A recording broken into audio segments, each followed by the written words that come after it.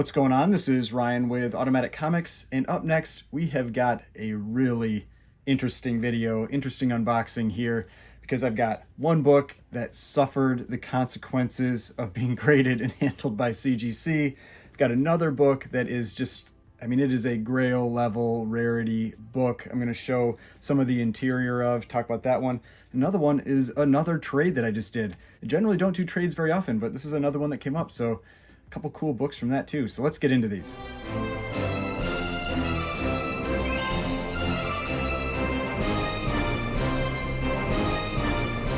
All right, so before we get started, please remember to hit that like button and hit the subscribe button if you'd like to see more content like this.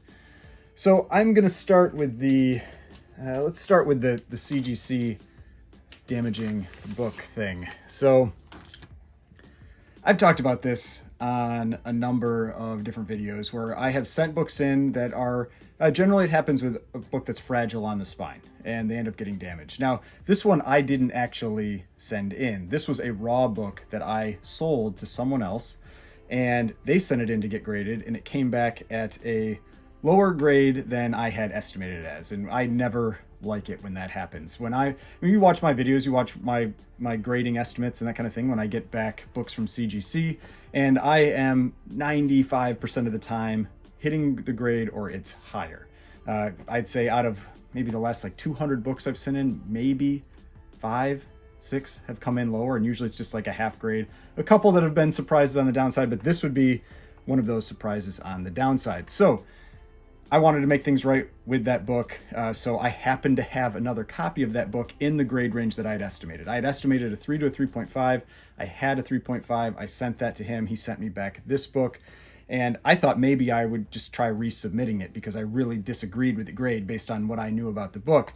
I got the book, and I can see this one, again, suffered from CGC handling it and splitting the spine pretty significantly. So I'm not going to crack it out or anything, but I thought this would be something that's worthwhile to talk about because it's something I talked about recently with the Startling 41 that I got back. I was really worried about that spine, and I've started putting sticky notes on the books and saying like, hey, make sure you handle this carefully. There's, it's fragile at the spine, and I've had good luck with that. If I don't do that, this happens. I've had enough books happen that this happened to that I feel like they're just like whipping open golden age books and they're just damaging the spine. I don't know if it's people who are used to grading moderns or bronze or something, but I've had it happen enough. So what this is Batman number 42. And you can see this is a beautiful looking copy of Batman number 42. I had graded this at a 3 to a 3.5. Because there are some flaws. There was just a little about 3/4 inch split at the top. There's this little, let's see where it is. There's like a little stain in the middle here. There's some light creasing, that kind of thing. But overall, a very, very presentable copy of this book. You can see it did get a brittle pages designation. The highest grade you can get with a brittle page designation that I'm aware of is a 3.5, which I have gotten. And so I'll actually show a picture of a book I recently picked up, over here somewhere, which is a 3.5 brittle page book that I got, a Vault of Horror book. And so, yes, you can get up to a 3.5 with that, even though I remember flipping through this, I was kind of surprised it got a brittle page designation, but, whatever. That's where I've talked about this with brittle page designations. It is not the whole book. You can even see this little piece of the interior here. This is probably off-white in there. So it's some segment of the book is brittle, and they give you brittle. That's what always sucks. But what I'm talking about is the top here.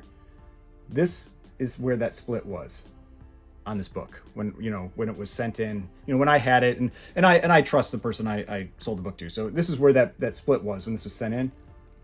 This is where the split is now. So they added maybe 2 additional inches of spine splitting. And I've had them do that. I had a Detective Comics 359 that was off-white pages that they split the spine, where it was a 1-inch split on the bottom and it went up about here.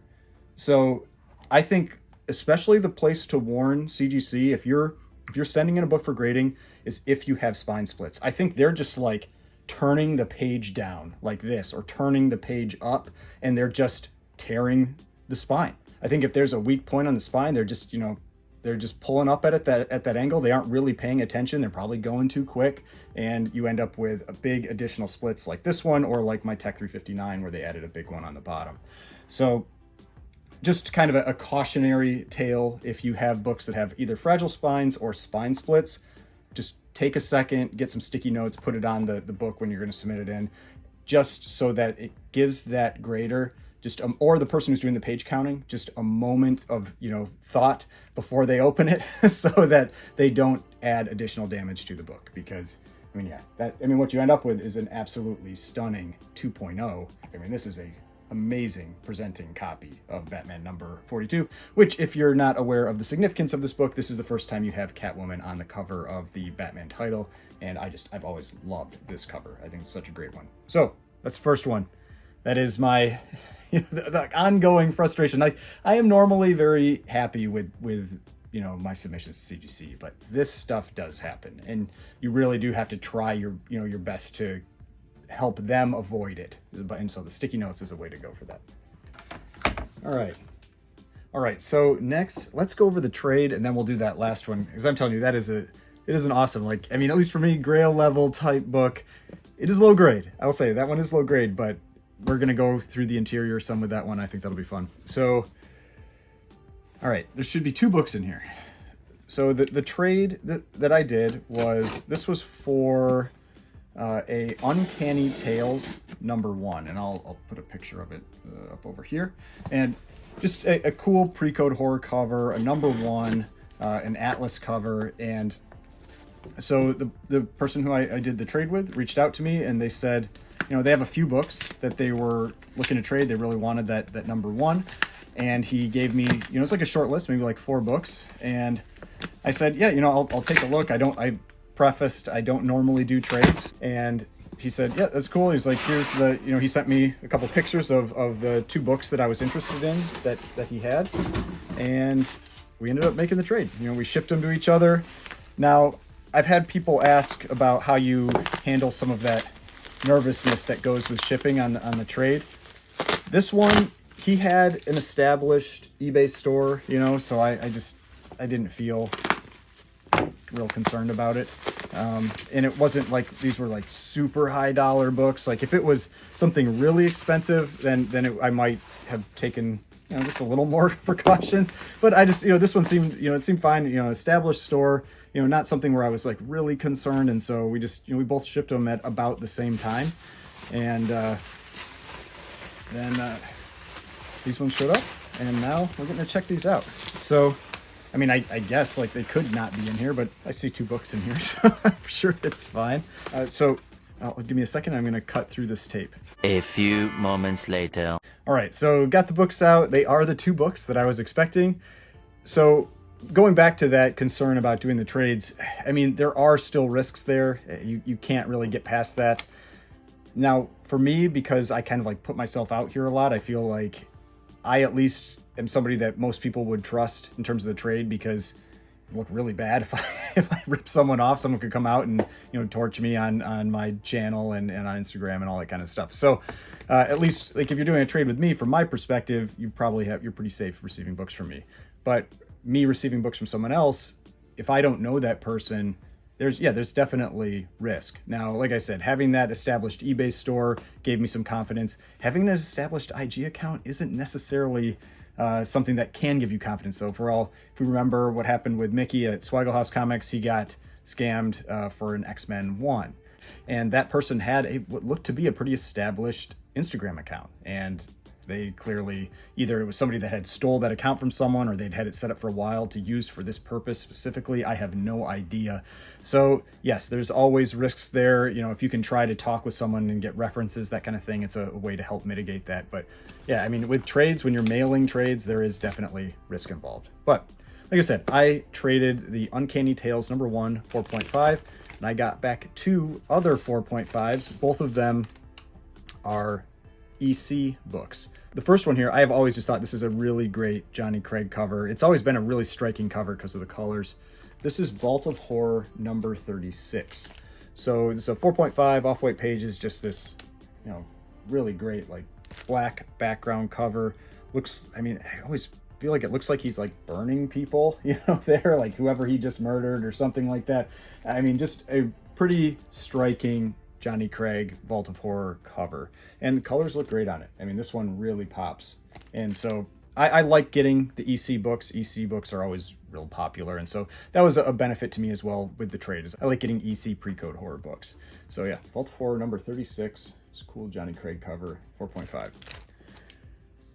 Now, the other one I got here, this one is actually, I mean, for EC, it's pretty uncommon. There aren't a lot of them. This is a Jack Kamen cover, but I've never owned this one before. I've owned that Vault of Horror before. I've never owned this book before. This is Shock Suspense Stories, number 15, Jack Kamen cover, like a choking or strangulation cover. This is definitely one of those books that has been heating up over the last year or so. These types of covers, these relatively violent covers, have been getting more and more attention over the last couple years, and this is one of them that's been getting more pricey. So yeah, well, Shock Suspense Stories number 15, Jack Kamen, kind of like choking cover. So that was the second book that I got as part of this trade. So very happy with these. Hope he is happy with his book. That one's been shipped out to him, and yeah, so great trade. That one, real happy about that. All right, now the last one here. It's a raw book. So like I said, I'd be able to show the interior. This one, I've got to thank Drew over at Comics for making me aware of this book. So I know this is the type of book he is interested in as well, and he decided to pass on it, and he pasted it into a chat that I'm in with him, and I ended up picking it up. So it was a best offer book, but I felt the price for what this book is, the rarity and everything. It is, like I said, it's about as low grade as you can get, but I felt the price was already reasonable at the buy it now, and so I decided to just go for it, because even in this condition, I mean, I think this is, I'd easily put it at a $1,500 book, if not more than that. And yeah, it's rough. But it's supposed to be complete, so that's why I have like some little notes written down here. I have the page count because I am definitely going to flip through, make sure that all the pages are here, because I do not want to end up with, I want at least the interior and everything to be complete. So I'm gonna, let's see. Yeah, I'll show it first like this, and we'll talk about this book a little bit. So what this is this is a remainder copy. So what that means is the top third of the book was removed, and you'll see these every once in a while. And basically this was when you had like the shop that they couldn't sell the book, so they're supposed to tear off the cover, and they mail that piece of the cover back, and they get the refund, and they're supposed to like throw out the book. That's my understanding of how that worked. But most of them didn't throw out the books. They still sold it, just with the the bottom half of the cover still there, but the top half missing. And so what this is, though, is this is Pep Comics number 23. If you're not familiar with Pep Comics number 23, one, it's got this World War II Nazi cover, but this is the second appearance ever of Archie. His first appearance is in Pep Comics number 22, which is another World War II cover. This is his second appearance. And yeah, it's a remainder copy, but this is a super rare book. You do not see these books come up for sale. 22 total universal copies on census, 24 total overall, including restored copies. So this is a very, very rare book. And the colors on the bottom half, it's so unfortunate. They look pretty great. Now the back cover is also rough. It's more complete than the front. But I'll show you the back cover. It's, it's fragile, but it is more complete than the front. That's the back cover. And you can see it must have been sitting, big dust shadow, that kind of thing. But yeah, so back cover. And then, here's that cut off remainder front cover. Now, here's the interior. So first thing I'm going to do is I'm going to do a quick flip through, and I'm going to just make sure that we have 64 pages, because it's 68 pages including the covers. So I should see 16 to center, then the staples in the center, then another 16. So flip through this real quick.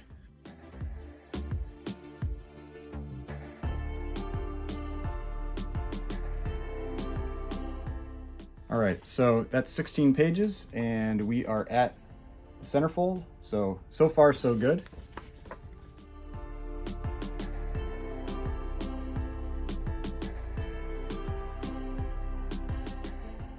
All right, 16 more. And while I was flipping through, because that was one thing I didn't know where Archie was in this story. I didn't know how that fit into this book, because if you saw one of my prior videos that I did about a what is it, United Comics 21, I think that's what that one was, where it's the first appearance of Peanuts.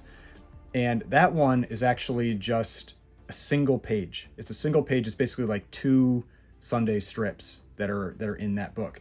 This one, it looks like it is actually a complete story.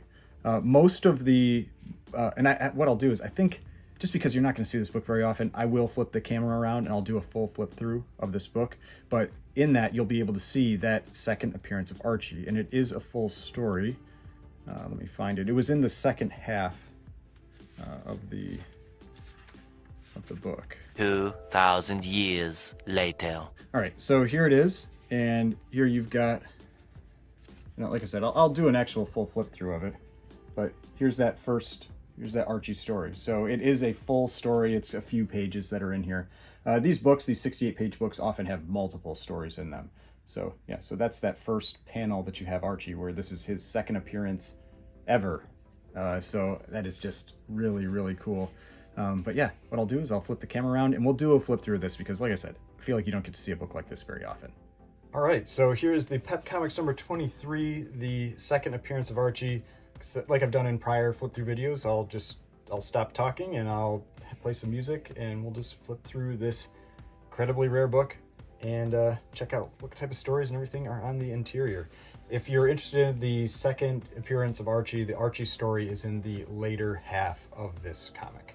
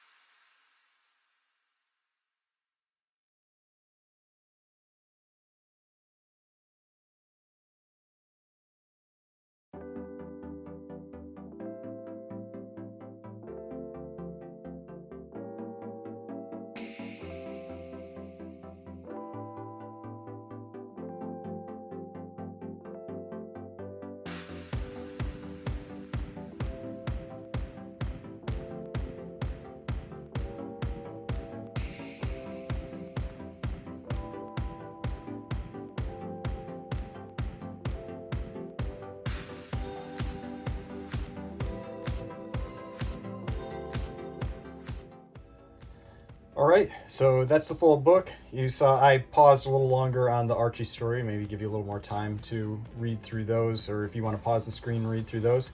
But yeah, all the pages are there, you know, even though the front cover is missing the top third, but still really cool book, really rare book, and hope you enjoyed. All right, so hope you enjoyed that. Thought that was pretty cool, just like with the Superman 2. I think it's fun to do these flip throughs of these really, you know, pretty rare older books, and this is much more rare than Superman #2. Superman #2, there's like 200 copies on census.